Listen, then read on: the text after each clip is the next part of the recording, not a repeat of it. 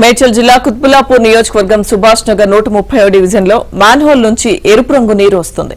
దీంతో pollution control board అధికారులకు స్థానికులు సమాచారం అందించారు.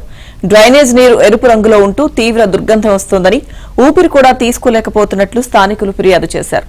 కాలనీలోని కంపెనీల నిర్వాహకులు రసాయనాలను నేరుగా డ్రైనేజీలో కలిపేస్తున్నారని ఆరోపిస్తున్నారు. జీహెచ్ఎంసీ అధికారులకు ఫిర్యాదు చేసినా పట్టించుకోవడం లేదని, చర్యలు తీసుకోవాలని పీసీబీ అధికారులను స్థానికులు కోరారు. చూడండి, ఇంటి ముందు ఎట్లా తిరుగుతారు, ఇవన్నీ తొక్కుంటే ఇంట్లోకి ఎట్లా వెళ్తారు, కొద్దిగా ఆలోచించండి. చూడక మొత్తం రెడ్ కలర్ ఇట్లా పోతుంటాయి రోడ్డు బస్సు మీద.